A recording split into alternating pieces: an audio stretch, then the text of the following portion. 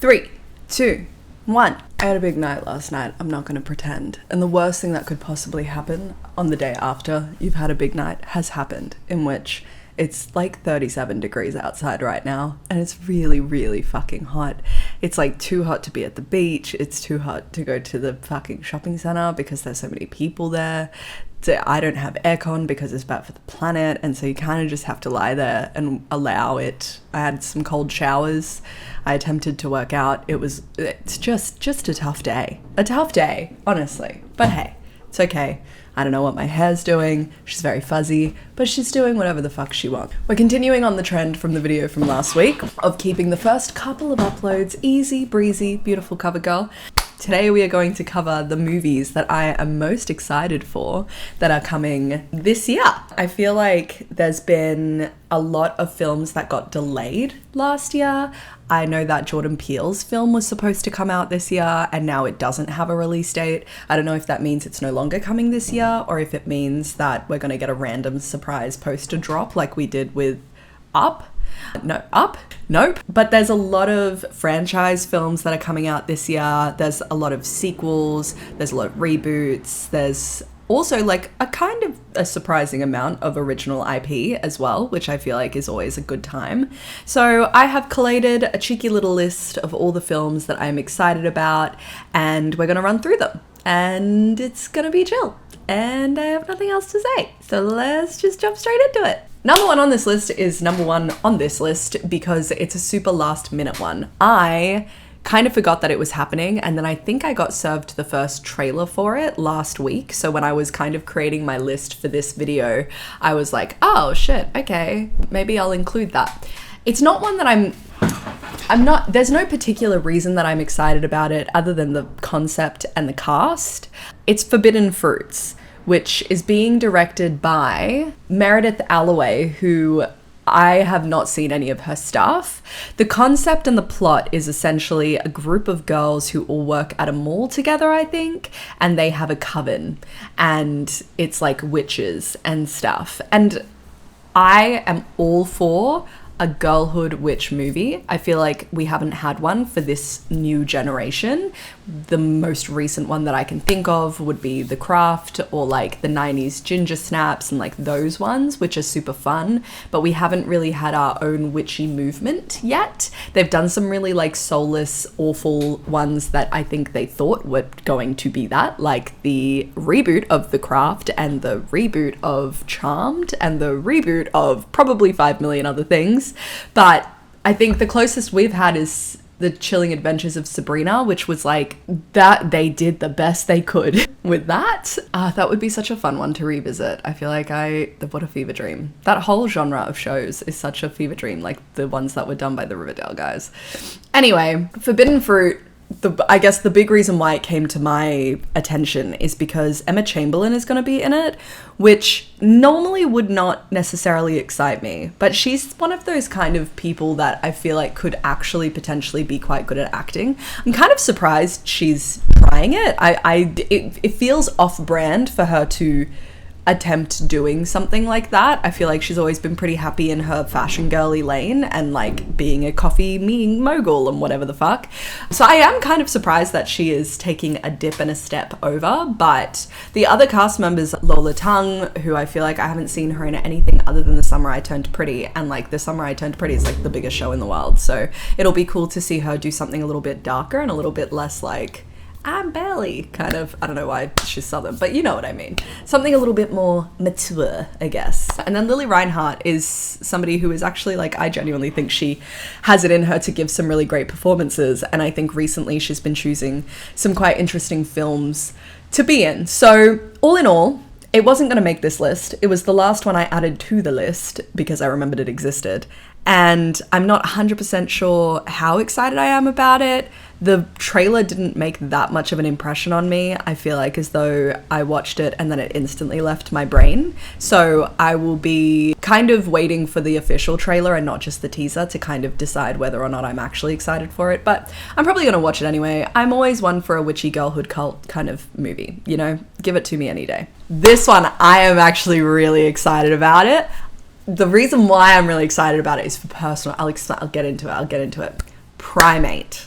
Primate. I got like jump scared with the trailer for this randomly when it came out on YouTube and social media, as I'm sure a lot of people did. I feel like this trailer did quite well. I have had a fear of chimpanzees for as long as I can remember. I used to volunteer at the zoo, and one of the zookeepers told me this like really creepy story about how they have to continuously move where they feed the chimpanzees from because they were watching and waiting and working towards an escape plan, and they're just like basically giant, strong, psychopathic humans. And that's really quite intense. And like, I have no problems with them existing. I just don't want them existing around me. So if you don't know, Primate is a film about a girl and her family who have a pet chimpanzee that goes crazy. It's giving like Gordy from Nope kind of vibes. And he starts like picking them off one by one, blah, blah, blah. It's like a slasher movie, but the slasher guy is a fucking chimpanzee. And I have always found it so creepy that people want to keep chimpanzees in their homes and dress them up in little fucking clothes and pretend like as though they're people, when that's like an animal. That is a wild animal that needs to have its own world and life in the fucking forests of wherever for it to kind of grow and become fully fledged chimpanzee. And we should not be keeping them as fucking pets. So I'm really excited for this. It's also directed by the same guy who did 47 Meters Down, and also I think the sequel as well. And those, you know me, I'm a sucker for a fucking shark movie. So even though they're not very good, I still think that he could do something super fun with this. The trailer is super fun. The like puppet or whatever it is that they've done for the actual chimpanzee is like really creepy looking. You can tell it's not a real chimpanzee, but the prosthetics still look quite good, and he has a really creepy face, and I'm just like, oh, I'm really excited for it. It comes out the 9th of January, so we don't have too long to wait. Something you can know about me. I allow you to know this about me. If Sam Raimi is going to do anything, I will be watching, sitting down and waiting to watch it happen. I love that man. The Evil Dead series is one of my favorite film franchises of all time. I've consumed every ounce of that fucking show, of that universe. I thought that he is genuinely incredible, and I love him.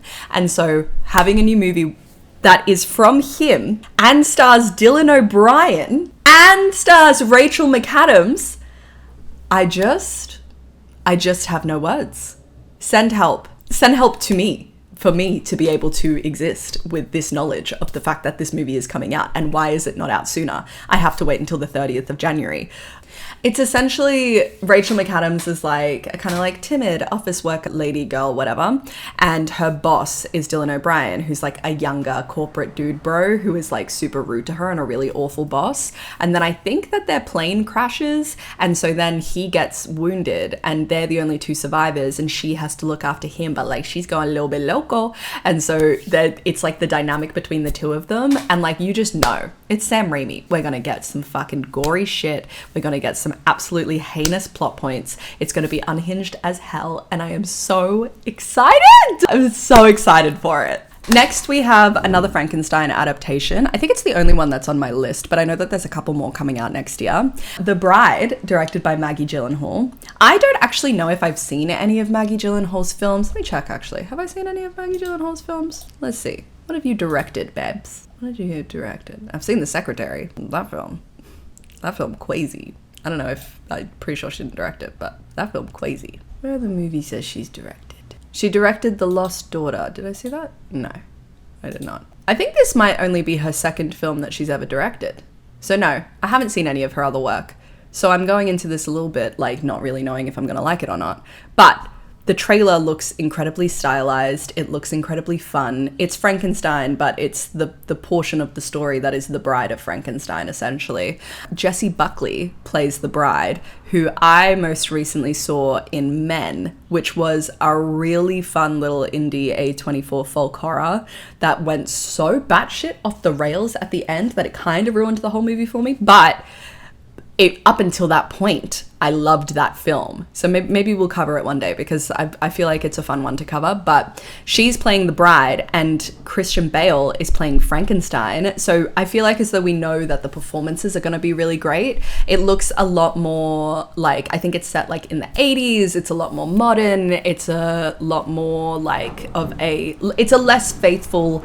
The Bride of Frankenstein concept and story is not based off of Mary Shelley's book in terms of plot. Like it was kind of like a spin-off that was done way back in the early 1900 times. So there's a lot more wiggle room, I think, to play with than Guillermo would have had for the Frankenstein adaptation he did for Netflix, which is very faithful to the book. Whereas this one kind of gives off the vibe from the trailer that it's more like punk and kind of fun and has its own story. And I don't think it's necessarily following any kind of specific remake necessarily. I think it's kind of going to be its own thing, but based on the bones of that story. So I'm very excited about that, because good actors and fun, weird, quirky little film. I don't know if I said, but it comes out the 6th of March. Oh, okay. I read Project Hail Mary maybe, I want to say 2 years ago. I'm going to reread it, but we are getting the film adaptation of the book. For those who don't know, same author as The Martian, which is the film that's got Matt Damon on it, obviously, but the same novel, same author as The Martian, and it's going to be starring Ryan Gosling. Ryan Gosling? Why did that sound wrong? Ryan Gosling is his name. It's a classic story, world is ending.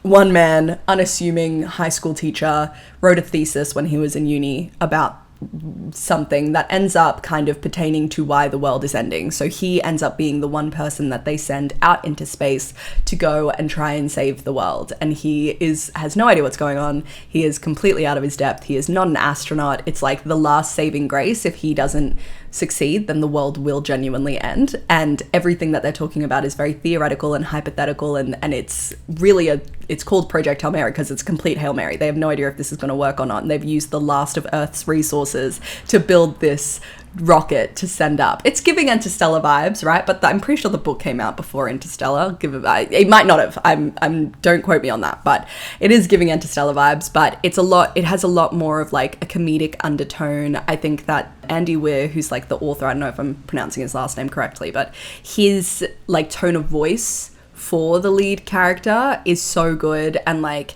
being the immense pressure on him, but how he kind of manages to regulate his emotions to try and make sure that he's maintaining his resolve whilst in this insane scenario. And then there is also, he comes across an alien spaceship that kind of appears to be on the same mission as him. So then you get to see the dynamic between him and this alien that he meets called Rocky. And I think that the trailer looks really good. I'm surprised that more people haven't used Sign of the Times by Harry Styles in trailers, because it really is like the perfect trailer music. And it's a really, really great book, and if the movie ends up being even a little bit as good as the book, it'll be a very good film. I am kind of side-eyeing the fact that it's being directed by the same guys who did 21 Jump Street and 22 Jump Street, which I understand. I'm not trying to say that that's a bad thing. Those movies are obviously very excellent and have their moment in time and people love them. It's just surprising to me. I wouldn't have expected that. So, but the trailer looks good. Like, I feel like the trailer is really giving me hope in the fact that it's going to be a good adaptation, because I was watching it and I was like, this is exactly how I imagined it in my head while I was reading the book. So I'm excited for that one. That one comes out on the 19th of March. We've got our first sequel of the list. Ready or Not to Here I Come. Samara Weaving is returning. The trailer just dropped. It's looking chaos, to be honest. It's got the same director. It's got, what's her name, Catherine Newton, who is a very underrated little scream queen who has been in some great genre films over the past couple of years. We've got what I kind of see the typical kind of horror franchise move of like bigger and bolder, where it's kind of going to get more ridiculous, but I don't hate it. Like I usually think that the sweet spot for that is at the sequel, because they kind of push everything a level up. Once you start getting to the third and fourth film, then you're like, okay, well now we're at the Saw territory where we're just trying to outdo ourselves with every film. But looking at the trailer and seeing where they're going to send the story, which is essentially just that by killing that previous family in the first movie, they were part of a secret global organization of people who play these games. And so now for them to remedy what she's done, she has to play the game again. And as leverage, they've gotten her sister, who's played by Catherine Newton, who is also going to be in this game with her. So that's essentially what I believe the plot is. It does look like, because she's still in the bloody wedding dress, which is my one gripe. I'm like... Anyway, she's still in the bloody wedding dress, so it's looking like it's going to be set basically immediately after the events of the first one, after she gets picked up by, like, the police and stuff. So I'm excited. It's same team. Samara Weaving is, like, just an incredible actress. Like, she is so underrated and should be in more things and have more, like, opportunity, all these things. So it's going to be a good time. And that comes out on the 10th of April. I feel like I've accidentally done these in, like, release order, which is very organized of me. Good job, me. These movies were such a big part of my childhood. I understand it's a little bit kitsch to have this on my list, but honestly, I can't not. I'm genuinely gonna go watch it. I am genuinely very excited. Scary Movie 6. The Wayans brothers are back. And we've finally got the 6th installment. And I think that it's kind of the perfect time, because we've moved out of that, like, very intense cancer culture kind of period of time that we had for a couple of years, where I'm all for cancelling people who are warranted to be cancelled, but it kind of felt like as though we were going into a place where you couldn't just make some jokes anymore. And Scary Movie 6 is obviously such edgy comedy that you don't want the Wayans brothers to be full out cancelled for making spoofs of a bunch of horror films. I also think that because it's been such a long time since the previous film came out, there's so many new entries into, like, the horror world that they can cover. Like, I presume they'll cover The Conjuring. I assume that they will have Abigail in there. I feel like not Abigail. Who am I thinking of? Megan. I feel like they're gonna have Megan in there, or Annabelle, whatever. And there's so many entries that they can kind of include. They could have fucking Hereditary. They could do something about highbrow horror. Like, there's so many fun angles that they can take, and it looks like a majority of the, like, OGs are coming back. So Anna Faris and the Wayans brothers themselves, as well as, like, Regina Hall and, like, all of these people that made the first, like, 3, I would say. So great. I'm very excited for it. I'm gonna go watch it no matter what. I don't remember if I've seen the 5th one. I know that that's the one with Charlie Sheen in it. I can't remember if I've seen it or not, but I do feel like I've definitely seen the scene that's based on Signs, which I thought was really funny. Anyway, I'm excited for Scary Movie 6. And Scary Movie 6 comes out June 12th. I feel like this is a no-brainer. It's going to be on everybody's lists for this year, but The Odyssey, I think it's going to be one of the biggest films of the year. I think that Christopher Nolan is really riding a high after Oppenheimer, and this is a story that I feel like his particular kind of brand of filmmaking is going to add a lot to, so I'm excited to kind of see where he takes it. The cast is absolutely fucking stacked. Like, stacked. And props to him, he's finally got a fucking woman of colour on the cast. Still not a lot of women, but he's got a woman of colour, and Elliot Page. Maybe he saw all of the press photos from the Oppenheimer cast and he was like, oh, let's probably fix that for next time. But I get with that, it's a biopic, and, like, you're not gonna, like, make somebody from history black who was white, which I understand, but he's clearly choosing to do that a little bit with the Odyssey, although they're, like, Greek gods and shit, so, like, it's less... You know, they're mythical beings. They could basically be giant flying piles of shit, and that would be just as logical as them being humans, you know? The Odyssey is based on the Iliad, by the way. If you don't know what that is, it's essentially the story of Troy. And it follows the story of Odysseus, who's the king of Ithaca, and his journey after the Battle of Troy. So it's not going to follow the whole, well, from what my understanding, it's not going to follow the usual kind of story that we've had of, what's his name, Achilles and all that kind of shit. It's going to follow the post-Trojan War era. But cast-wise, we've got Matt Damon. I always struggle to say Matt Damon and not Batman for some reason. Anyway, we've got Matt Damon. We've got Tom Holland and Zendaya in a movie that's not Spider-Man, which I'm so excited about. We've got Elliot Page, who I think is an incredible actor and I feel like has really been, like, stuck down in the Umbrella Academy recently, so I'm, like, happy that they're moving on and he's doing a really great film. These two, I assume, wouldn't have worked together since Inception, I think. Robert Pattinson is in it, Dakota Johnson is in it. Like, when I tell you this cast is stacked, I mean this cast is fucking stacked. I have no words. It comes out on the 17th of July. It's going to be probably one of the biggest films of the year. I will be going to the cinema to watch it, and I anticipate that it is going to be like 3.5 hours long. I'm calling it now. He's going to do this intermission bullshit again, and we're all going to be sitting in the cinema busting to pee because this thing is way longer than it needs to be. But I will say, when you're making a film called The Odyssey, it makes sense for it to be super long, because that's literally the definition of an Odyssey, is like a fucking long, arduous, one-of-a-kind journey type shit. So I'll be there, I'll be seated, waiting and watching for incredible film, I guess. This one I actually only heard about while I was researching for this movie. I had no idea that it was coming out, and then I kind of just looked at a giant list of films coming out in 2026, and this drew my attention, and I'm now so fucking excited about it. It's brought to you by the director of It Follows, David Robert Mitchell. It comes out on the 14th of August, and it's called Flowervale Street. It's starring Anne Hathaway, and the concept is essentially set in the 80s. This family moves into Flowervale Street, and then bizarre things start to happen. And I personally think that sounds so fun. I feel like It Follows is one of the strongest horror films that we got in the 2010s. I think we're getting It Follows 2 soon, so I'm excited for that too. But I feel like as though I'm always somebody who's going to be sat and seated for a suburban horror, because I feel like the suburbs are really creepy, and there is a lot of horror in that kind of realm that we haven't had a lot of recently. So I'm really excited for that. There's not a lot of information out about it other than the fact that J.J. Abrams is a producer, so it's giving maybe like creepy, random, spooky vibes, but Anne Hathaway always puts on a great performance, and she's going to have a huge year because like Verity is also coming out, which I'll cover in a sec as well. But yeah, very excited for that one. All right, we're jumping around on the release dates now, because next on my list is Violent Night 2, which is set to come out on the 4th of December because it's a Christmas movie. I fucking loved the original Violent Night. I actually don't know if it is underrated, but it felt underrated. I feel like nobody talks about it, and for me it became an instant Christmas classic.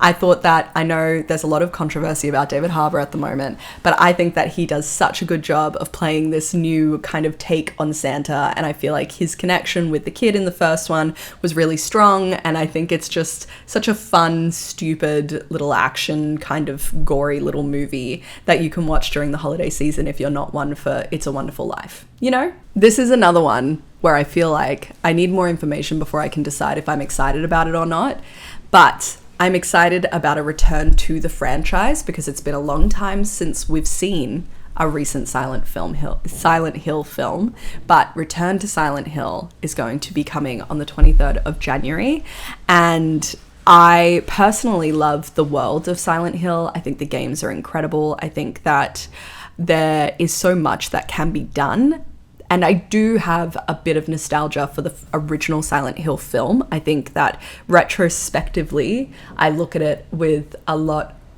much like fonder lens than I did when I first watched it. I think the first time I watched it I was like, this is fucking shit, but watching it as a grown-ass adult who has played most of the games now and can kind of see what they were going for and the performances and everything, and how they were trying to stay faithful in some capacity to the games, I do have a lot of love for that original film, and I think that it makes a lot of sense for us to kind of start getting back into Return into the Silent Hill world, especially with, I believe there's a new game coming out soon as well. So I think this is kind of similar to Resident Evil in that we haven't really had a great Silent Hill adaptation yet, and I think that it would be cool if we did. I don't know whether or not this is going to be it, but it is from the same director who did the original one, which excites me because I feel like the original one had a lot of really great moments and great points and maybe just needed to be fleshed out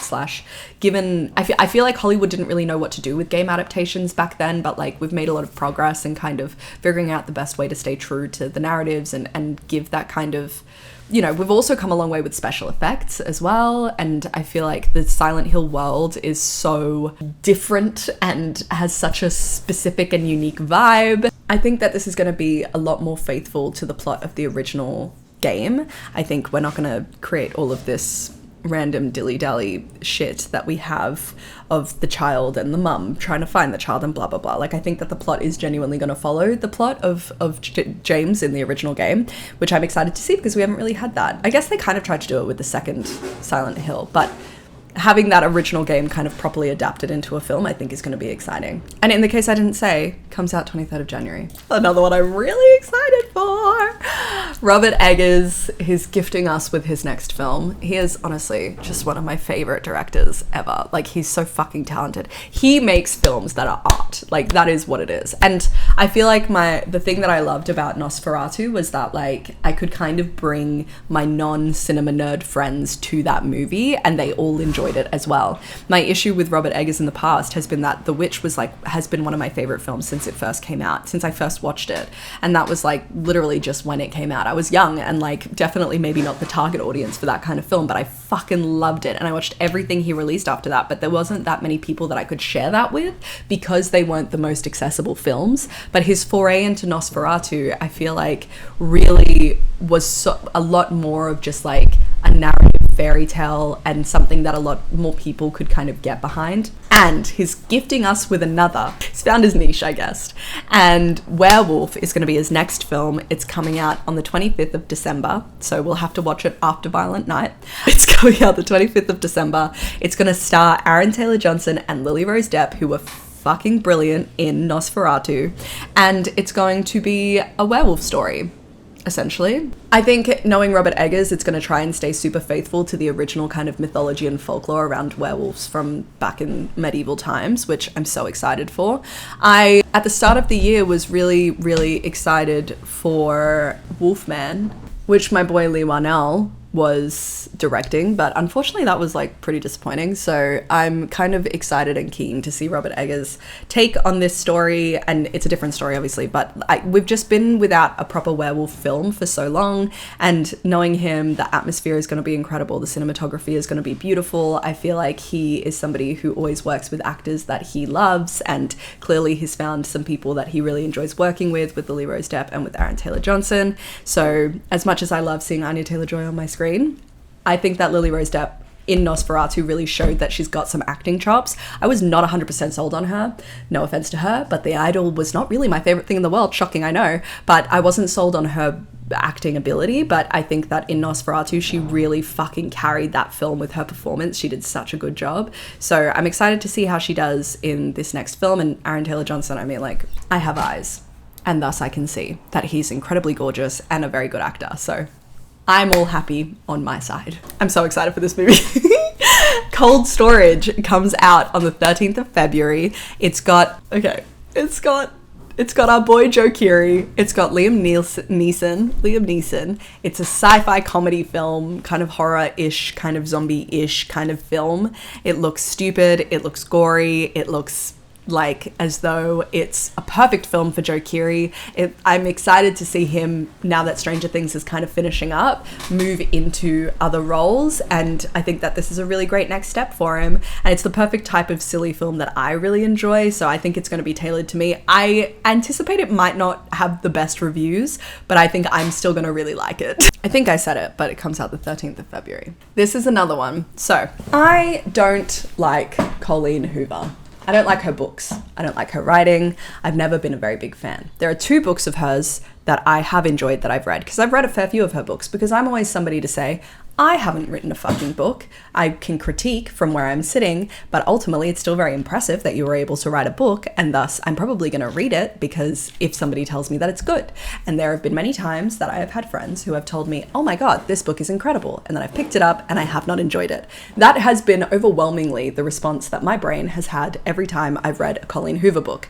But Verity is one of the books that I actually enjoyed. I thought it was quite different from her. I thought it was quite fresh. I think it showed that she can veer out of her, kind of romance novel type shit that she does and create interesting narratives and stories outside of that, beat that she is currently doing. And I can't remember if I guessed the twist at the end or whatever, but I thoroughly enjoyed the journey of it. The mystery that was set up was solid enough that I was happy with it. So essentially, Verity, the story of it is that there's a very famous author. I think she either is in an accident or something happens to her. I can't remember. But she's like paralyzed, essentially dead in a coma, but alive. And so her husband hires a ghostwriter who's going to be played by Anne Hathaway, is going to be played by Dakota Johnson, which is perfect casting, to go through her notes, because it's like the final book in a very famous series that she was writing. So to finish off the series, they don't want the public knowing that there's been an accident, so they're hiring a ghostwriter to finish the final book in the series, kind of like in Misery, how he was finishing off the series. And so Dakota Johnson is playing the ghostwriter and Anne Hathaway is playing the paralyzed wife. And so as she kind of comes in to the household, she moves in, she starts going through the notes. It starts to become clear that there's more to this family than meets the eye. She starts building a bit of a weird bond with the husband, who is played by the incredible Josh Hartnett, who he is such a good actor. I'm stoked to see him in something like this. And I really enjoyed the book. And I think when I saw the casting, I thought, correct. That all felt very on brand. I've really enjoyed watching Dakota Johnson's journey through her career. I think her doing less major studio productions is a great thing for her. I think that she has a lot of talent. I just don't know if she's had the opportunity to show it off in the way that I think she could. So hopefully this film kind of helps with that a little bit, but I think that it's an absolutely stellar cast. It's a fun mystery, and I'll probably have to reread it before it comes out, which is the 2nd of October. Okay, much like Silent Hill, I feel like we have struggled to get good Resident Evil adaptations, but I am so excited that the next Resident Evil film is going to be directed by Zach Cregger. If you don't know, that's the same guy who directed Barbarian and Weapons.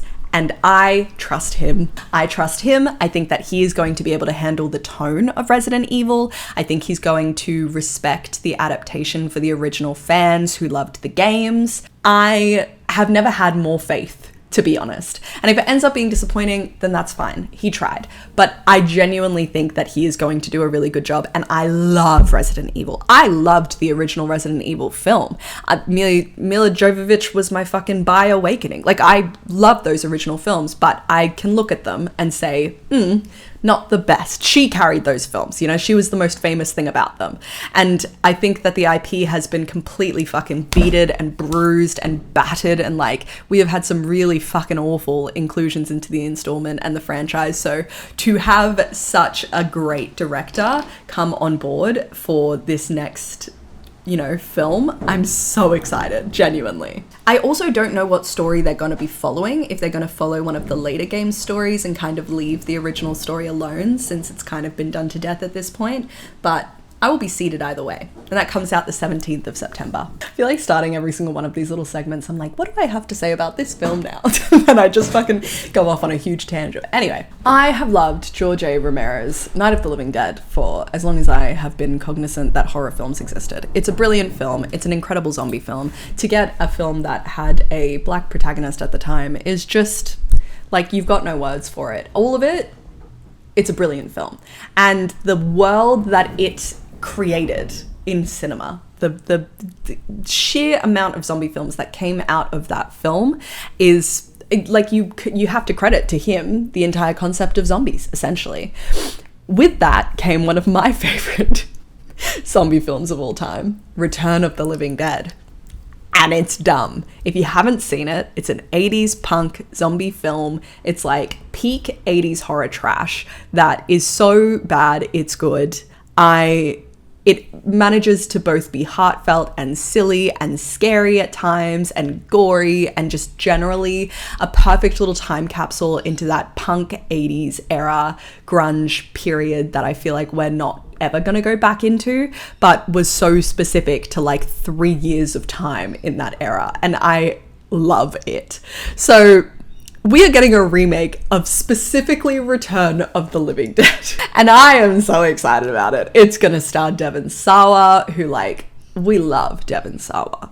And I hope it retains that really stupid, silly feel. If it doesn't, I'm going to be pissed off, because my Return of the Living Dead should have mohawks, should have lots of titties. It should genuinely be kitsch, silly, slasher, horror, zombie, neo-technic vibes. And if it's not, I'm gonna complain. I'm sending a complaint to the Department of Complaints of guys. This is very similarly to Resident Evil. The Mummy series is so special to me. Those first two films, you want to talk about a bi-awakening. Those two films, they have a huge place in my heart. Every single part of my body loves those first two Mummy films. They are on par with Jurassic Park. They are on par with fucking Alien. They are everything to me. I love them. We're getting another one of those, right? Which I'm so happy about. I'm even more excited for the fact that we are getting a Mummy film from Lee Cronin. If you don't know, he just recently, I think last year or the year before, did Evil Dead Rise. In my mind, that means we're gonna get a scary mummy film.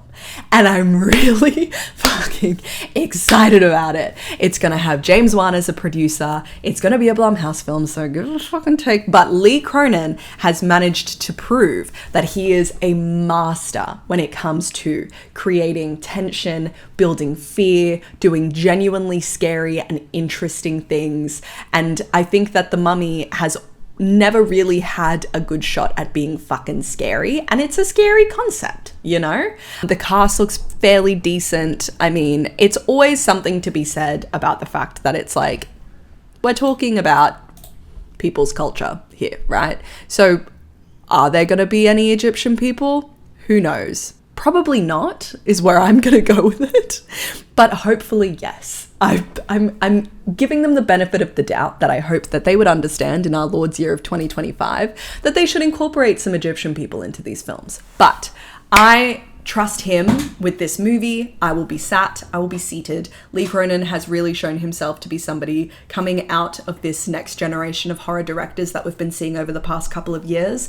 And I cannot wait to see what he does next. And the fact that it's going to be around the Mummy IP and like making it something that's genuinely scary, I'm really excited about. Jason Blum, but James Wan. Yeah. So I'm like, yeah, we'll see what happens. But I'm excited. Speaking of the Evil Dead, we are getting our next Evil Dead film. And yet again, Sam Raimi has signed off on this film and been like, slay, incredible, no notes, happy with it. So we are getting, I was hoping Lee Cronin would stay on because I genuinely loved Evil Dead Rise so much. But for Evil Dead Burn, we're getting Sebastian Vanacek, I think is how you say it. He directed Infestation, I think it's called. Infestation? Infested, which is the, I believe it's French language spider film from last year. If you don't know, it's on Shudder. If you have even a little bit of arachnophobia, and that movie was really great. It came out of nowhere. Everyone was talking about it like in the communities, and it's really, really good. So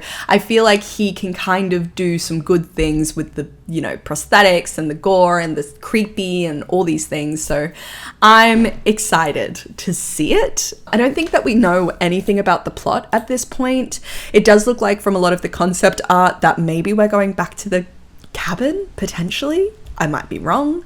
I don't recognize any of the actors at this point, but I didn't recognize any of the actors in the previous Evil Dead either. I just feel like we're in a really exciting moment with the Evil Dead franchise where it's kind of starting to branch out into individual stories that in this world of like, these are the consequences of a world where the Necronomicon and everything that happened with Ash and all of these people like is real, and these are the consequences of that magic and that evil being a day-to-day problem for people. And so we can kind of insert ourselves into these little kind of vignettes of people's lives of when they come into contact with these demons, and I'm fucking excited about it. It's supposed to come out July 24th. If you haven't heard of this, right, Coyote versus Acme is an indie film that was made about the Coyote suing Acme for the fact that all of the products he uses to try and catch the Roadrunner are faulty.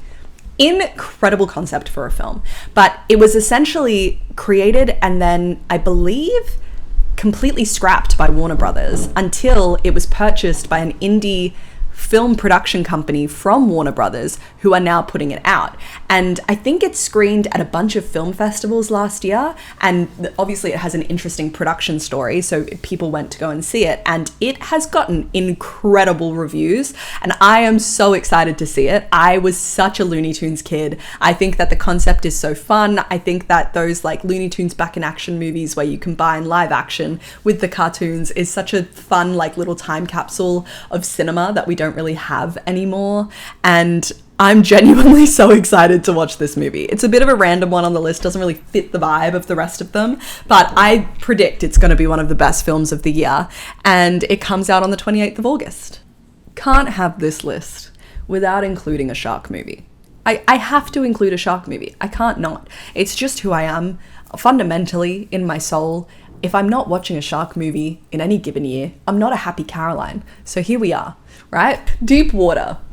It's called Deep Water. It's a shark movie. It comes out in 2026. There's no date, but it says a group of international passengers en route from Los Angeles to Shanghai are forced to make an emergency landing in shark-infested waters. Now they must work together in hopes to overcome the frenzy of sharks drawn to the wreckage. I'll be there. I'll be sat. I'll be watching. I hope the sharks eat everyone. And that's it. I need to include a shark movie on my list. Okay, I'm gonna do a separate video about this because I think that it warrants it, and I'm very excited. For anybody who doesn't know, The Backrooms is a viral video series by a kid called Kane Parsons that was uploaded onto YouTube that explores the concept of kind of like glitching out of reality into this liminal space world between dimensions called the Backrooms, which are this never-ending kind of maze of, I guess, like, you'd call them like kind of yellowed old 80s office spaces, like kind of off kilter. There's never-ending hallways and corridors that don't go anywhere or change whenever you walk in different places, and it's impossible to escape the Backrooms kind of world. So think of it like the Upside Down, but it's like the in-between bit. And Kane Parsons created this incredible short film series in his bedroom, just with his own shit on camcorders, and they are so good. And A24 and James Wan are now going to be producing the film for him and distributing it, and he is going to direct the feature film for the Backrooms, and I just feel like that is so fucking cool. Like, in the same way that Slender Man had its adaptation after it became a huge internet thing, the Backrooms is massive. Amongst the internet zeitgeist, the Backrooms is huge. And the fact that this kid, who I think maybe at this point is like 20, is being given the reins to make, write, direct, do the entire feature film adaptation for his own creation is so good. And I think that if that happened more, we wouldn't get shitty movies like fucking Slender or whatever that one film was that fucking, what's his name, made a couple of years ago that was god-awful with Joey King. I don't know, Slender. Fucking.